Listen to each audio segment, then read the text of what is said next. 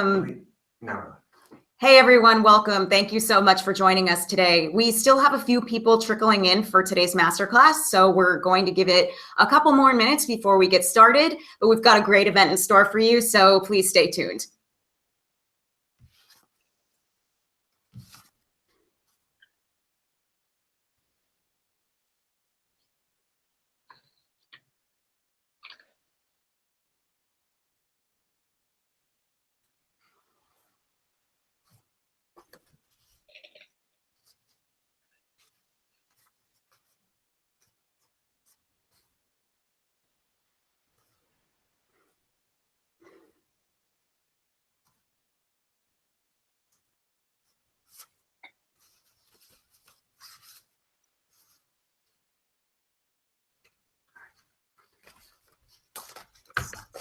All right, everyone. For those of you who are just joining us, thank you so much for tuning in and welcome. I'm Amanda Zantel-Weiner with the HubSpot marketing blog, and today's masterclass is brought to you, of course, by HubSpot Academy, HubSpot's official learning resource and the leader worldwide in inbound marketing and sales education. HubSpot Academy offers free certification courses that will help you not only grow your business, but also grow your career. Today, I am absolutely thrilled to be joined by Daysha V. Edewi, a video producer with Buzzfeed, who is here to teach us about crafting viral content. Daysha has produced over 100 videos for Buzzfeed in only 2.5 years. And in that same pretty condensed period of time, she's managed to amass over 500 million views. That is billion with a B. And of course, over here, we are no stranger to the importance of creating content that is remarkable. So we're very excited to dive into the many ways that we can get our content shared and drive more awareness for our organizations. So without further ado, Daysha, thank you so much for being here today and welcome. Hi, everyone. I'm Daysha. I'm a video producer at Buzzfeed. And yeah, I'm so excited to be here and just chat with you about everything that I've learned, excuse me, over these past few years. Well, we're really excited to hear it and dive into it. We were joking earlier about how I put this on my Instagram and all my friends were freaking out and saying, oh my God, Daysha, we love her. So the world, it seems, is very excited to have you here. So let's dive right in. I think a good place to start actually is I'm curious how you and Buzzfeed really define viral content. So for me, when I think about making viral content, I see it as creating content on a trend or conversation that is rapidly circulated in a short period of time. And so with thinking about that definition, I would break it down into 3 key points to think about. So the first thing is time. You want to be thinking about how many eyes you're getting on it in a short period of time. So a video that has 1 million views in a year, I wouldn't call viral, but a video that has 1 million views in 10 hours or 3 days or 7 days, like that constitutes virality. The next thing I would think about is relevancy. So with relevancy, it's thinking about how do I compel someone to watch this video in this moment? So not tomorrow, not when they get off of work, not like saving it, because we all know that when you save a video on Facebook, you're never going back to it, but watching it like right then and there. Mm-hmm. And then the last thing I would think about is sharing. So, and sharing gets into a good point that I wanted to make if we really get into a nuanced discussion about virality and shareability. I definitely think that there is a slight but important difference between the two. So with virality, I would say that in a lot of ways, it's not that hard to get views. And I say that in that there are some platforms that register watching a short amount of your content, so like 10 seconds of your content as a view. And so that's not necessarily, like your content is not really impacting anyone if they're only watching 10 seconds of it. Mm-hmm. So with virality, it can sometimes be a little cheap, but with shareability and sharing, it's very rare that we watch videos that we share videos that we haven't watched entirely, or at least a good chunk of. And so with sharing, you know that like not only have you stopped someone and like compelled them enough to watch your content in that moment, but that they felt that it was so valuable and impactful enough, whether that meant that it was humorous, whether that meant it was educational, whether that meant it was a really good serious video. But it meant that they felt like they needed to share it with people within their networks. So with thinking about viral media, shareable content can be viral, but not all viral content is shareable, if that makes sense. Yeah, that's a really interesting but significant differentiation. And it's interesting that you bring up the metrics side of it as well, because there are definitely some distribution platforms and channels that have gotten into a little bit of trouble for misrepresenting and maybe miscalculating the viewing metrics. But I do want to dive into that shareability piece, which it seems like is a pretty important part of what it is that we're here to talk about today. What is it that you think ultimately makes content shareable? So whether it's a video or something else, what are some of the things that make people want other people to see this content? Yeah. So for me, I kind of carved out 5 just like brief little bullet points when I'm thinking about making shareable content. And so the first thing that I carved out is you really want to be thinking about the story and the characters. So a lot of people think that stories and characters and that kind of stuff is only relegated to scripted content, but honestly, like how you approach unscripted and scripted, it's very, very similar. You really want to be thinking about defining a clear narrative with the story that you're telling. You want to make sure that you're kind of hitting the 3-point structure in a narrative. So making sure the story has a clear beginning, a clear middle, and a clear end. And with that, I guess I can walk you through a video example. So there was a video I did last summer or 2 summers ago. It was a woman wearing a bikini for the first time. And so with that video, you'll see at the beginning, I spend a lot of time kind of carving out her story. So this is an unscripted story. And so I carve out her background, why she is the person that we want to be seeing go through this journey. And then we get a little background about her history and her hometown and her family and like how the relationship she has with her body. So that's kind of like the beginning, and that's like setting up who she is, why we want to watch her. The next part of the story, which is the middle part. And so the middle can be cut into a variety of different chunks, but it should still be like clear, articulated chunks. So like the first chunk of that video, she is picking out a bikini. And she's having a conversation like, oh, do I want this bikini or that bikini? And it's kind of like a check-in point for the audience where like they can go and say like, and for herself. So it's like, oh man, like I can't believe like I'm doing this. Like I'm picking out the bikini, as well as like giving the audience a chance to kind of be like, oh, do I like that? Do I think that's gonna look good on her? Just kind of like giving the audience a chance to kind of like, again, attach themselves to her story.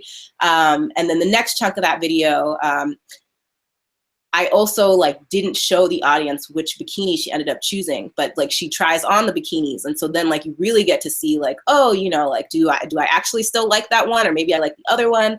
And then the next part of the video is now her at the beach. So we're kind of getting into the climax, rising action portion of the video. And just thinking about like, again, she's having another check-in point, like, oh man, like I'm really about to expose myself and go on this very emotional, revealing journey for myself. Like, do I want to back out? Do I still want to keep going? Because I think at the end of the day, when we think about stories, it's all about making choices and like what compels someone to want to make a particular choice. And like, if they don't make a choice, what does that say about them? If they do make a particular choice, what does that say about them? And so that's something like you really always want to be thinking about is like with the story and the characters, like what are the choices that you are going to compel them to make throughout the narrative, so that at the end we can say like, how does this make them a different person? So that's story and characters. The next point that I had was thinking about the stakes that you create for your characters. And so, and with stakes, I really want to make a point that organic steaks are key. So it's not like in the bikini video, I had her walk across a fire pit in order to get the bikini.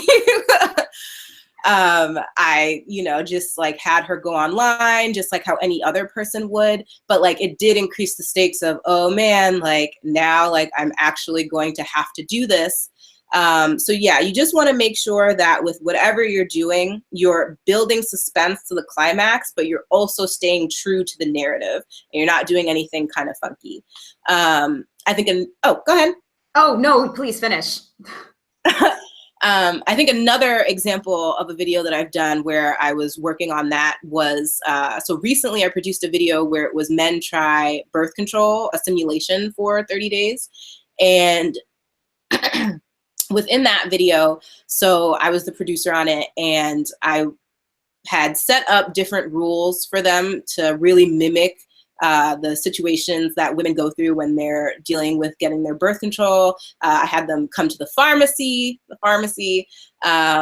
and with talking with someone after I'd given them the rules, we were having a conversation about insurance. And I was like, oh my gosh, this is such an important part of this conversation.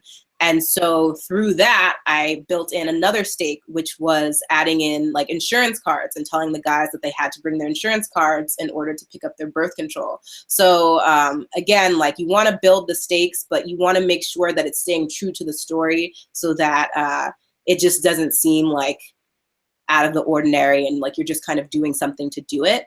Mm-hmm. The next point that I think about when I'm making shareable content is like the buzz. And so with this, I like to think about it like how you would think about a gas stove.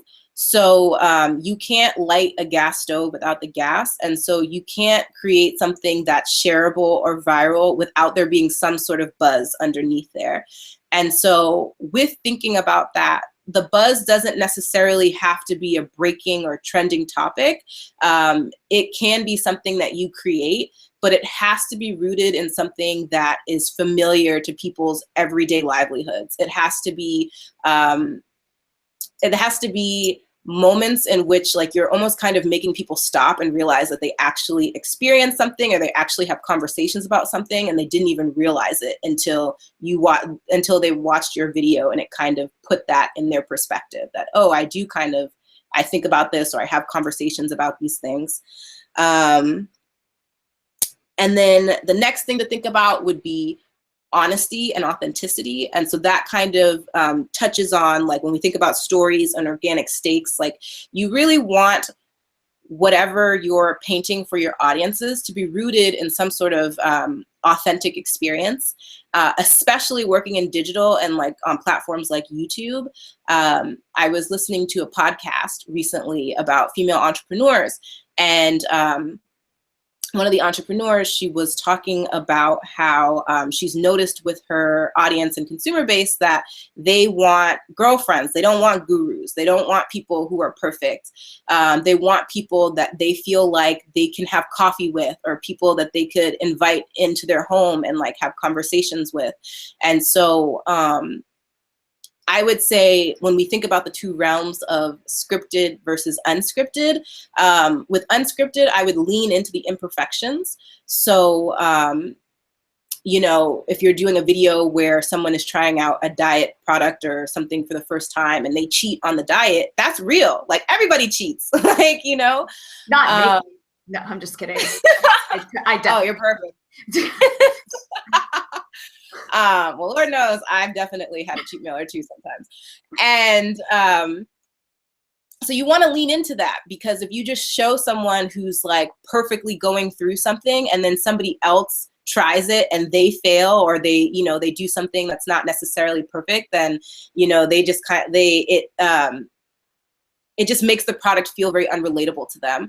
Mm-hmm. And then in the scripted realm, just because like, if it doesn't sound good or if it's not lit good, like people aren't necessarily going to be happy about that. But the way that you would lean into the imperfections in that realm is like more so about, so I guess a great example of that would be, I did a video about 2 years ago. And so I'm also a spoken word artist, and at Buzzfeed, I've done a variety of different successful spoken word videos. And one of the videos that we did, it's called Things I Wish I Could Tell My Mom. And basically that video I love that one, by the way. That's one of my favorites. Thank you. And so with that video in particular, it's kind of talking about how the struggles that women often have interacting with each other, that starts with the relationships that we have with our moms and the way that we talk to each other. And so if you watch that video, so it starts with me as the daughter presenting my mother with a letter. And then as she's reading the letter, we kind of bring the letter to life. And then at the end of the video, we were really debating about this particular scene. And so initially how we shot it was that me and the mom, so she's reading the letter, she looks up at me, and then we had her scripted to come and like hug me, and we embrace, and we're like, everything's gonna be okay. But as we sent it out for notes, a lot of people who watched it, they said like, I love this, but the ending is something that doesn't sit well with me because it feels very cookie cutter. And like, given the seriousness and the weight of the poem and the letter, I don't know if a mother would particularly get up and go hug her daughter right after that. And so we were really going back and forth about how to do it. But ultimately at the end, we decided that we should just kind of leave it on a lingering stare so that it's up to the audience to decide like what happens next. So I think that that's a great example of like leaning into the imperfection and not necessarily feeling like you have to tie everything up with a bow, which is something that can often happen when making scripted content, is that you feel like you have to create this perfect scenario or environment, or if there's any kind of tension, there has to be some sort of resolution. And I think that in life, like there's so many tense moments that we go through where like there is no clear-cut resolution. So I would lean into that. And that is another great way to make your content really relatable. Just to add You're gonna say something?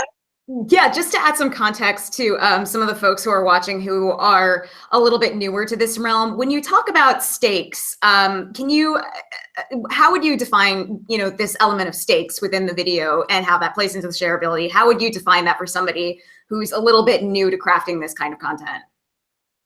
So with stakes, it's just, so again, like, honestly, I would sit down whenever you have the idea that you want to turn into a video, and then just carve out where the beginning, the middle, and the end is.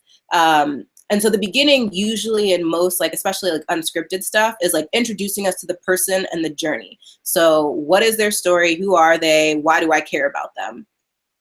I know, so the middle is where the stakes kind of come into play and where it can seem a little intimidating. So I think another good example of like how I like to approach first person narrative. So I have a really strong background in first person narratives, and that can be somewhat intimidating because it's just like, I'm just charting someone going through something, like, how do I make this a 3-point narrative? And so a video that I did, it was how I learned to love my cellulite. And so I took a girl who was having like really intense times with her cellulite, and we decided that we were going to create 3 different check-in points for her. So 3 different activities that she had to do, and each activity was going to be harder than the first one. So at the end, it was kind of like building to this place of, oh, can I do this really intense thing? Like if I'm having a hard time with the easy thing and a hard time with the middle thing, like, am I actually gonna have the courage to wanna do the hard thing? And like, we carved that out for the audience. So like at the beginning, we established who she is, her story, like why loving her cellulite is hard. And then we explained to the audience with a very quick soundbite that, so she's going to be going through 3 different activities to kind of test how she can learn to love her cellulite. And so, yeah, sometimes it's just as simple as like just saying to the audience, like very quickly that, saying to the audience very quickly that these are the stakes that the character is going to be going through.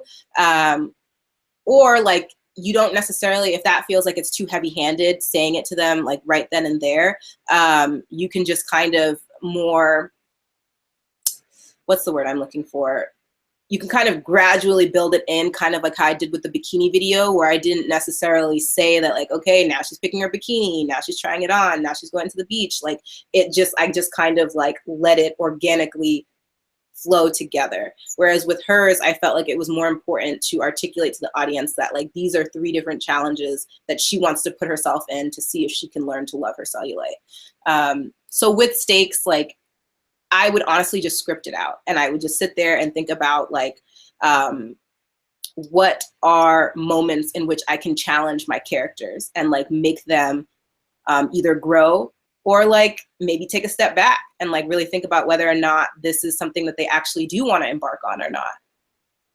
It sounds like there's a tremendous human element underlying here to a lot of the content that you're creating and a lot of what makes it shareable.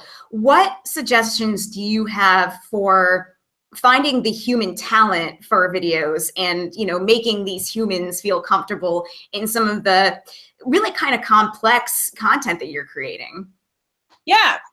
So I would say it's interesting. There's a variety of different approaches that you can take to finding talent. But at the end of the day, as I mentioned, like you have to think about what is authentically going to do well for the story.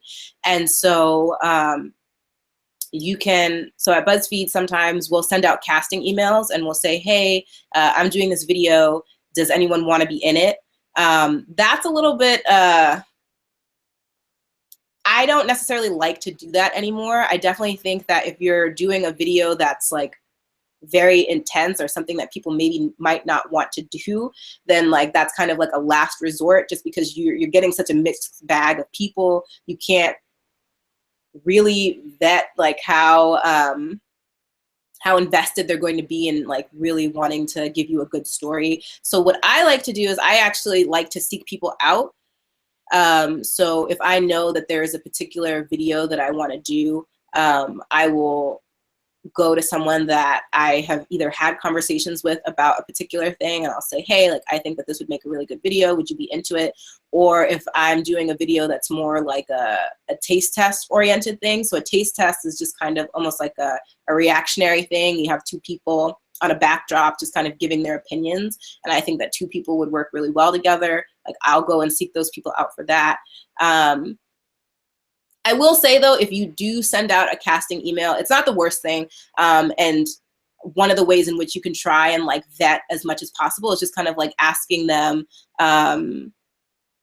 hey, like I'm looking for this, this, and this in the type of story that I want to tell. Like, do you feel like you embody these characteristics? And that's actually something that you can put in your casting email is I'm looking for someone who doesn't have experience in this. I'm looking for someone who doesn't have experience but is really excited to learn. I'm looking for someone that maybe thinks this is going to be the worst thing in their life, so that like you have a variety of different stories that the audience can latch onto. So there's casting emails. You can seek people out yourself. Sometimes people are just talking to me and they're just saying such a good story, and I already see the video in my head, and I'm like, we gotta put, if you're comfortable, like I would love to make this a video. So yeah, you know, one of the things that I was hoping to ask you today is where these ideas for these fabulous pieces of content and these fabulous videos come from. Is it an autonomous process for you, or do you have things like team brainstorms, or is it a combination of both? Yeah, I would say it's a combination of both. And so it was interesting because with looking at the question and seeing autonomy, like I want to say that we do have autonomy, but I don't want to make it seem like we can just make whatever we want, because that's not necessarily the case. Wouldn't that be in a great world if we could? But I will say that what we do have, it's almost like a weird hybrid of autonomy. So you're aligned with a team that for the most part speaks to your interests. And then through that team, you guys will have team brainstorms.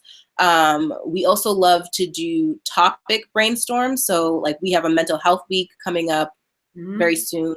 In May, I believe we do like a body positivity week. So we'll have brainstorms around that.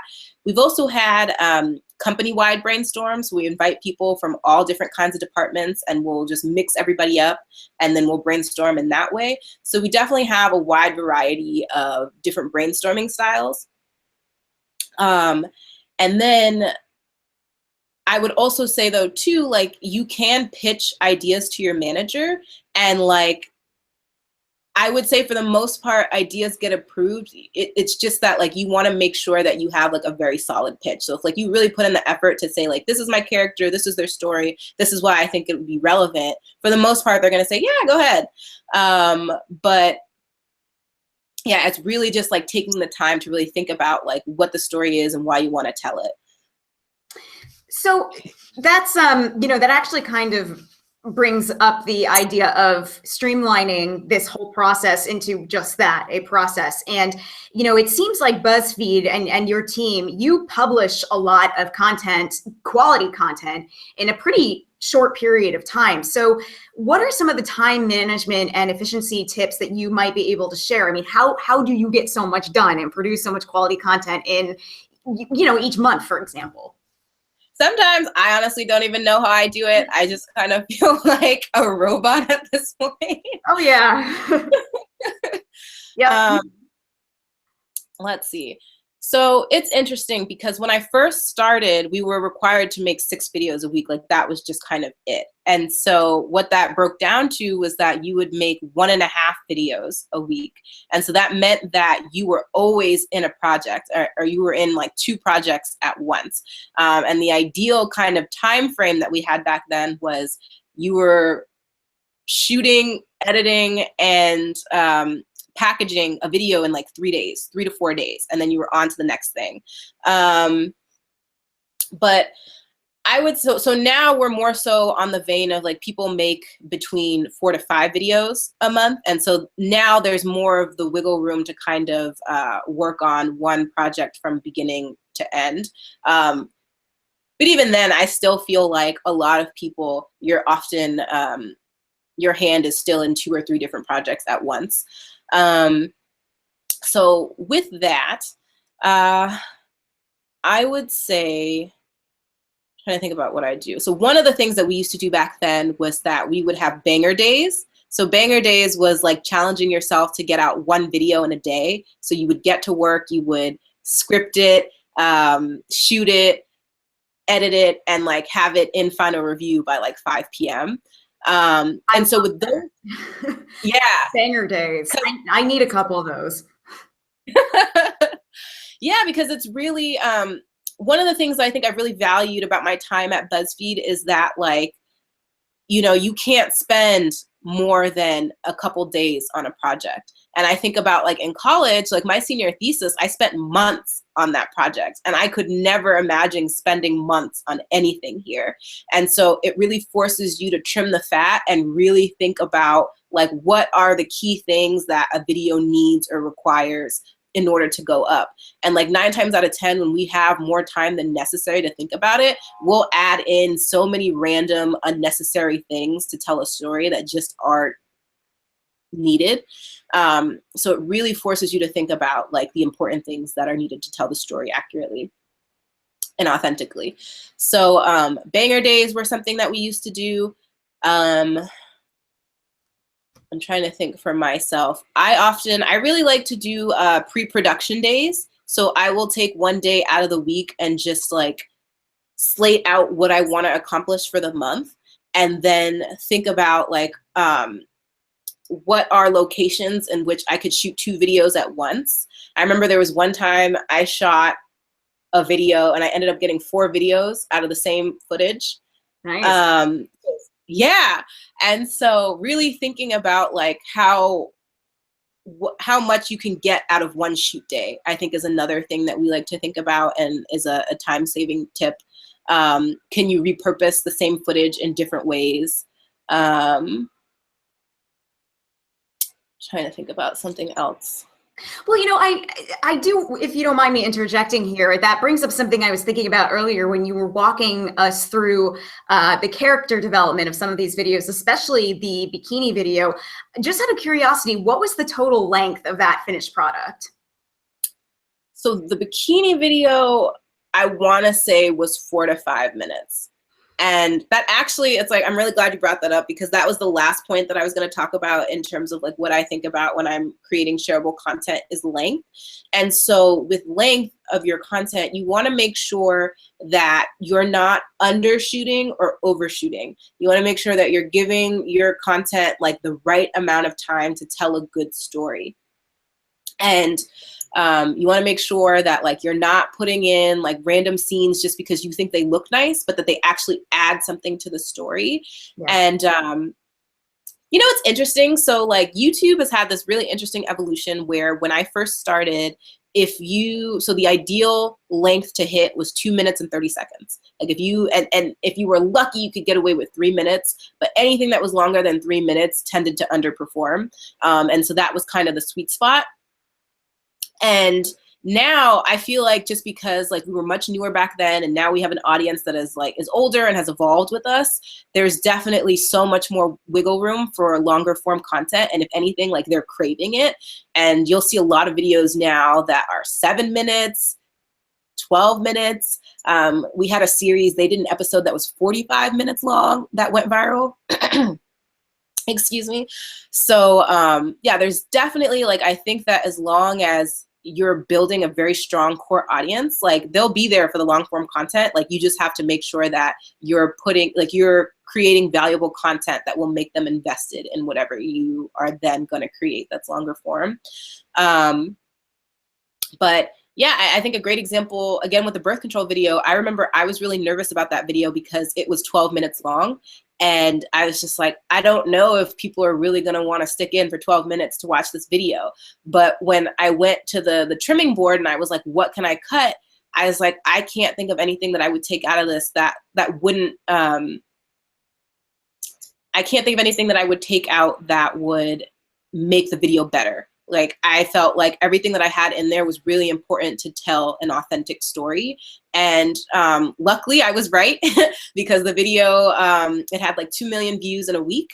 And so that's where I think it's really important to make those good like judgment gut calls where it's just kind of like, is what I have here right now something that is important to the story? And if not, like you can't get precious. Like you just gotta cut it. It's just gotta go. Yeah.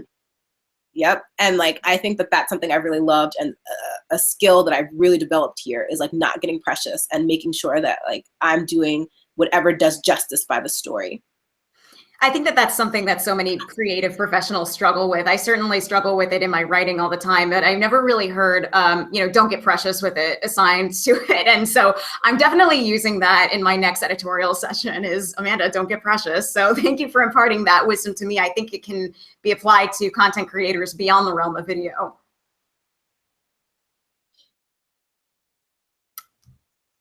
So I'm glad that you brought up YouTube as a platform and how it's evolved along with, your audience and your brand. One thing that I wanted to ask you about is YouTube, for example, as a distribution channel. Two of the main distribution channels that we talk about the most are YouTube and Facebook.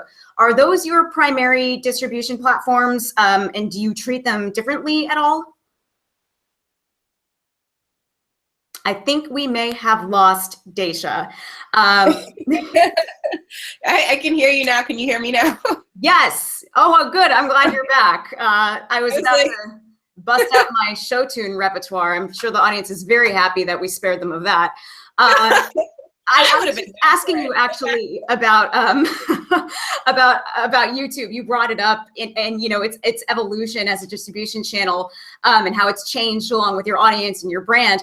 And I'm just curious, if YouTube and Facebook are the primary channels for you, and if you treat them differently at all.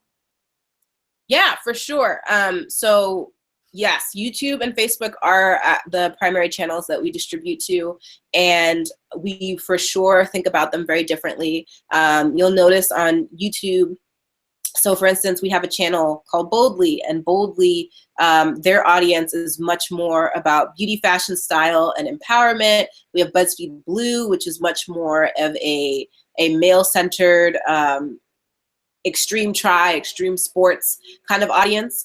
And even though we distribute the same content on YouTube and Facebook, the audiences that we've cultivated on both platforms are very different. So for instance, a video that you'll find on Boldly, so we don't have a Boldly Facebook page. And the reason for that is that on Facebook, I think that it's a lot easier to get more niche about the identities and the people that you're talking to. Facebook is a platform that I think really thrives on like marketing to very specific individuals. And so for instance, like a video that would go up on the YouTube Boldly page, like it could go up on the Story of My Life Facebook page that we have. And so that audience is very much more like small, relatable beats and moments in everyday life kind of content. A video on Boldly could end up on Top Knot. Top Knot is our beauty and style page. We do have a BuzzFeed video Facebook page, but just because something goes on the BuzzFeed video YouTube doesn't necessarily mean it's going to go on the BuzzFeed video Facebook. Just because we have all of those different types of people that we cater to on Facebook, and understanding that like Facebook is definitely a place where you can be more specific towards an audience. Whereas on YouTube, there's so much maintenance that comes into maintaining a channel that we only have like a certain amount of channels, and kind of like really kind of bridge all of those unique voices on Facebook together in an overarching channel. So, you know, I think that a lot of the people who are watching, they might be coming from small to mid-sized companies, and while in a perfect world, they would love to produce videos on, you know, what it's like for men to go through the process of getting birth control and battles with cellulite and things like this. That's just not that's not really their niche, and it's almost kind of built itself into this myth that business to business equals boring to boring, but it's a myth for a reason. So I'm just kind of curious what some of the practices are, and some of the things that we've talked about today, how that can be applied to that audience, and how they can use those things to create buzzworthy content. Yeah.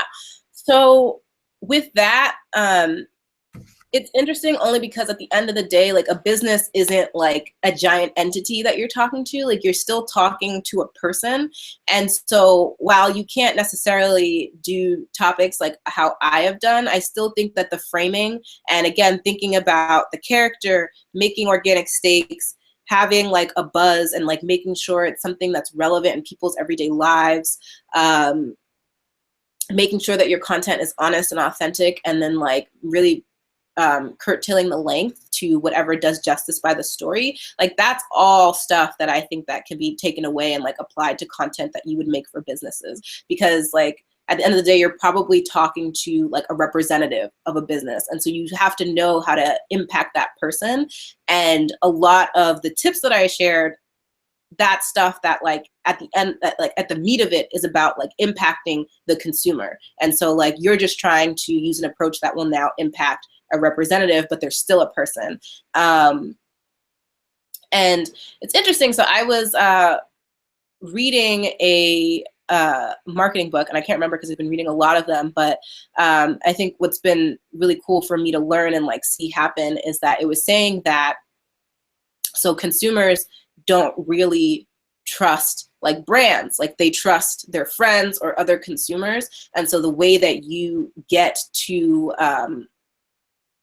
reaching outside of your audience, and thus like getting on like virality and making your stuff shareable, is about impacting like individuals. So if you can impact the person that like comes across your brand, like the desire to want to spread that content to their friends already makes you that much more reputable to the person that they're then sharing the content with. And so at the end of the day, like I think it all just comes down to making sure that like you are thinking about impacting a person and not necessarily like a giant audience. Like I think when I'm creating my videos, it's actually kind of funny. When I'm making my videos, I don't think about them needing to be viral, because for a long time, I used to think that I was always looking for a viral formula, and I was trying to say, oh, if I have X plus Y, that's going to equal viral. And like that has just never worked out for me in any capacity. I remember there was a point in time where I was like, oh, if I have pregnant women and I have cats and I have cookies, like I have a viral hit. And like those videos always. The trifecta. Yeah, man. who doesn't love babies and and animals, and food. Like I had the three major points, and like those videos would always underperform whenever I thought that I could do those things. And but when I found that like the videos that I made where I was just kind of like, wow, like this just sounds like an amazing story, and like I just really want to authentically tell this story, those are the videos that would like blow it off the roof in terms of numbers. And so now when I'm making videos, like I don't even try to think about like trying to be viral. I just try to think about telling a good story. And I think that if you can do that, the room for impact that you have is so much grander than like going after views, which at the end of the day are like kind of empty. Like if you don't know why you want the view, which is also something that I feel like I try to mentor new creators at the company to think about, like it can't just be about getting 1 million views. The 1 million views have to represent something to you. Otherwise, like, as I mentioned, it's not that hard to get views. And a good analogy I was thinking about yesterday was like, when we think about like making money, like, you know, in reality, like it's not that hard to make money. Like you could rob a bank, like you could like sell things you shouldn't, like, like it's really not that hard to make money. But the thing is that we all want to make money in valuable, like contributing to society kind of ways. And so you should take that mindset towards like views, and like, you know, you shouldn't just want views to just want views because it doesn't mean anything. Like you should want to get views because it signifies to you that, oh, I really touched on a conversation that I didn't think people would care about, and now it's opening me up to a whole different community that I didn't even know was there. So the views always have to be rooted in something, I feel like.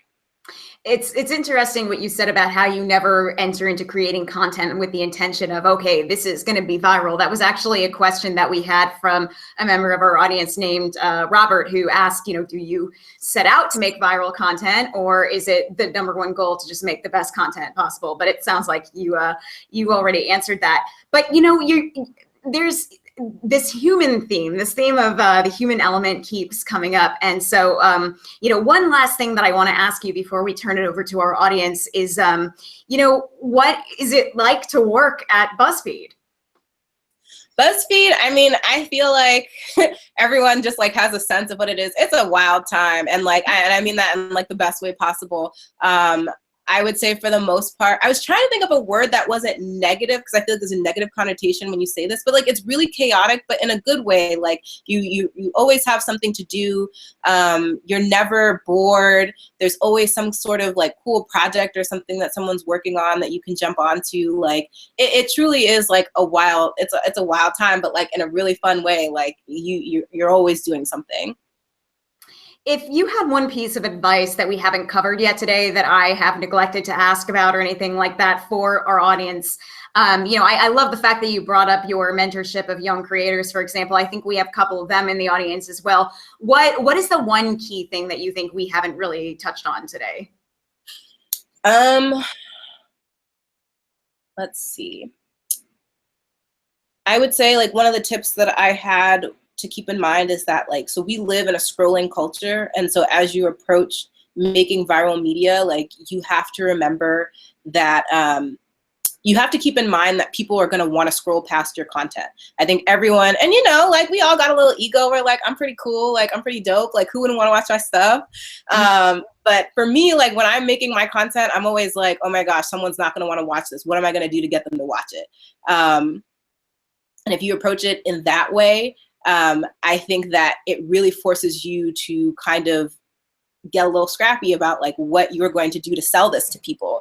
You definitely like like when you're making your videos, like you kind of do want to pull your ego in a little bit. And like a tool that I really love to do, and that you'll kind of see in a lot of BuzzFeed videos, is that we use cold opens. And so with a cold open, like that technique is basically giving the audience a 3 to 10 second sample of what the video is going to be about, to kind of say to them like, oh, like I actually do want to watch this, because sometimes a title might make a video seem more boring than what it is. And so you don't just want to rely on a cool title. Like you kind of want to think about everything as like a really great and solid package. So like we think about the title, we think about the framing, we think about you know, like cold opens and stuff like that. Like we think about so many different pieces. So I would never assume that just because you're doing a topic that's relevant or important or that looks nice, that that's what's going to compel people to want to watch your content. And I would definitely just try and like, you know, pull your ego back and think about like, how do I sell this to someone? And cold opens like have a really great advantage on Facebook because Facebook has autoplay. So that's automatically giving you like a good 3-second lead in. So take advantage of that. I would also say, so yeah, again, like with the scrolling culture, like I would always assume that someone is going to scroll past your content. So like you have to think about what am I going to do that's going to force them to stop? And I think the biggest point that I couldn't stress enough is that a viral video doesn't always mean a good video, and a good video doesn't mean a viral video. So you have to figure out what's important to you and like what do those views signify for you. Yep. The meaning, the metrics, I think. It's quite an essential part of what we're talking about today, how you can't just seek views. And this is, again, for a lot of content creators, even outside of the realm of video, it has to have meaning. I'm so glad we have a question, and I'm so glad that somebody asked this because this is just such a cool story for those of who haven't heard it. How did Tasty come about? Where did that idea come from? Tasty. You know, it's so interesting because I can't, like, Tasty's such a juggernaut now. And I remember when they were just kind of fooling around in the back, like on a set, like just trying to like, you know, just making like cute little food content. And now to see it become this like huge thing is just insane to me. But so back in the day, and we still have this department, but it was called Vid Labs and it's now called Motion Labs. And basically like that is like the heart of like that's the experimentation pod. So like those are the people that are kind of like trying to tweak and perfect like what kind of frames and things that we can make into bigger things. And so Tasty kind of came out of that where they were really trying to figure out like how do we master food. And it's so interesting because Tasty, I would say like their audience is so largely Facebook. And like once they realized that there was a really huge audience for Facebook and food and short form content, they kind of like pushed it into that direction. I remember there was a video that someone did. It was the best way to sort through chips, like to get like the best chips. And it was literally like a 30-second video of him like shaking a chip bowl. And like it has like the most dislikes on YouTube. Like people were so upset. And we realized that like on YouTube, content that's under a minute doesn't particularly do that well because when you think about ads, like you don't know if someone's getting a 30-second ad. You don't know if they're getting a 5-second ad. So if they had to sit through that ad and then they felt like, oh, like this wasn't worth sitting through that ad, they're going to get really upset. So I guess that's something else that you can like take into consideration is like with monetization and like ads, like you really want to make sure the content is worth it because if somebody sits through it, especially a 30-second ad, like if I'm sitting through a 30-second ad and like I'm not necessarily blown away by the content, like of course you're going to be like a little perturbed. But yeah, the ads piece has gotten a lot of mixed headlines over the past years, especially recently. So that's an interesting point about, you know, not wasting somebody's time when the majority of the content is going to be taken up by an ad. Yeah. But yeah, so on Facebook, we realized that like 30-second to minute kind of content could thrive. And so it's actually cool. So I was on Motion Labs and now I'm doing a residency with Tasty for 2 months because they're actually now trying to beef up their YouTube content and do more like long form serialized shows. So I've been working on a show, it's called Tasting Our Roots. And we've just been profiling chefs across America that don't necessarily get the profiling that they deserve. And that's been like super fun too. Like I've definitely, and I think this speaks to and like not assuming that all audiences are the same because the way that the Tasty audience acts, even though it's all BuzzFeed, they are very different and they want very different things than what a typical BuzzFeed audience would want. And so like that's been like such a huge like learning point for me over the past couple of weeks and being on Tasty. And just like kind of perfecting like new skills, like with Tasty, like it's all about like the food shot and like really getting that nice pour shot or getting that nice panning shot or plated shot. And like on Motion Labs, because I was doing first person narratives, like we're just like running and gunning, like, you know, like you want a good shot, but the way that I would qualify a good shot for first person narrative is very different than what would qualify as a good shot for a food show. It's interesting that you bring that up because we actually have a question from the audience about that. You know, Tasty is a really good example of the types of videos where there isn't really that human element. It's not about a person. You see the person's hands, but that's about it. Alina wanted to know first of all, can you make viral videos without the human element, which I think that you guys have, you know, sort of proven by putting it into practice. And, you know, if so, how? What's a good way to make that work?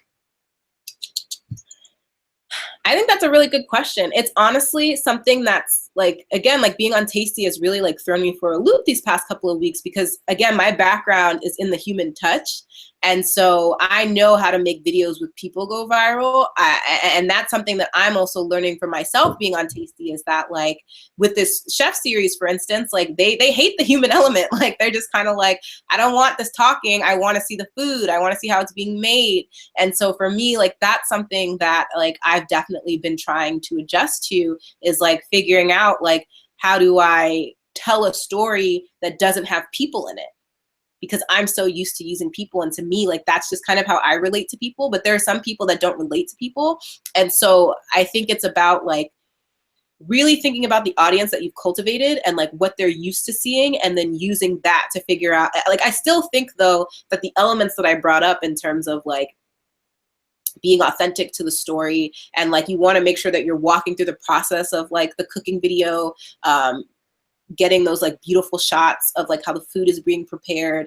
I wouldn't necessarily, when I think about steaks, like, I guess the steak would be in terms of like getting that nice pour shot. Like there's a lot of pressure that goes into, you know, getting a good pour shot if you only have so much food. So, I mean, there's steaks there. But yeah, I would say it is definitely possible to create shareable content without that human element. And a lot of it is, again, like thinking about that story and having that clear 3-arc structure of the beginning, middle, and the end. Like, because even with cooking, it's like I'm establishing what ingredients I'm making, I'm showing you the process in the middle, and then at the end, I'm giving you the beautiful shot of like, this is what you get when you go through all of this labor. So everything still has a 3-point structure. I think we have time for a couple more questions, you know, kind of going into a different direction on this one. What would you say, if at all, is the difference between a person, an individual going viral, and a brand or a company going viral? Let's see. I guess, could you clarify, I guess, a little bit more as to like, I guess I'm just trying to understand like the meat of like what would be an example of a brand going viral, like is it like a commercial, I guess, versus like a. You know, I think one thing that occurs because it came from our audience, so so I only have so much context. But when I see a question like this, one thing that immediately comes to mind to me is something like an influencer who is an individual. So, for example, an influencer on Instagram, for example, is different from a brand like Buzzfeed, which I think if you look at the growth trajectory of the Buzzfeed brand, I would arguably say that that's a brand that's gone viral, as opposed to somebody who became an influencer because of the person going viral. So that's how I look at the difference between those two things. I don't know if that provides any clarification for you, but if so, how would you define the difference? Okay. I would say, I mean, again, when we think about that point that I made, that like consumers more so trust other people than they do brands. So you really want to think about how to reach out to the consumer and impact them in such a way that they want to share it to other people.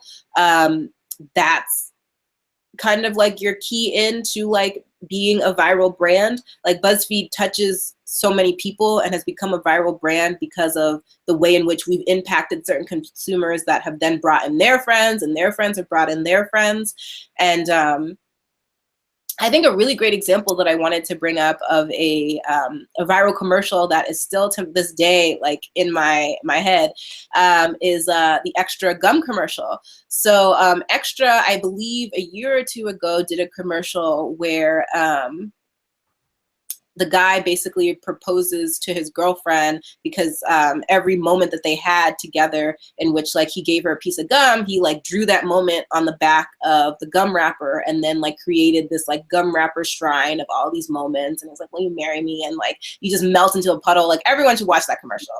And I bring that up because prior to seeing that commercial, like I didn't care about gum. Like if I was at the store, like any gum that was at the front counter would do. And now because of, again, like the time that they took, like setting up the characters, like building in these organic stakes, like making these, like spending time, like getting these like really organic moments in people's lives, and like capitalizing off of a buzz of like, you know, like people falling in love. Like that's a story, that's something that like everyone can relate to. Really setting up like the amount of time needed to tell that story right. By the time you get to the end, you're just so impacted by it that you're like, Extra gum, like that's it for life. Like I'm an Extra gum girl for life.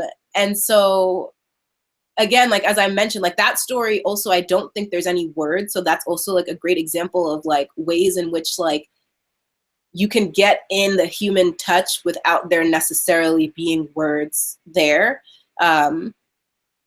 But yeah, I think that if you can stay true to those points that I kind of articulated, like you can see it in almost every kind of viral video, that if you like take those points and like go back and look at them, you'll find elements of what I was talking about.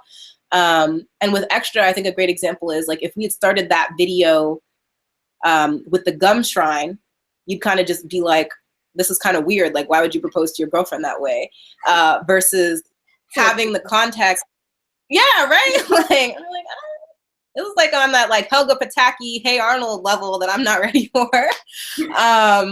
But because they take the time to say like, no, we have to establish why this gum wrapper shrine is important. And like you see him, so it's not always clear what he's doing with the gum wrapper. And that those moments in which like he takes the gum wrapper, like they're organic moments, they're not random moments. It's not, again, like walking over a fire pit kind of moment.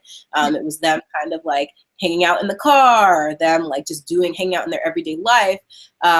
I think that that's a really great way of like integrating a product in so organically and in such a relatable story that like it just touched you in such a way that like you didn't even know that you could feel that way. Like I never knew I could feel that way about gum before. So Extra opened my mind in like a totally different way that I hadn't thought about before.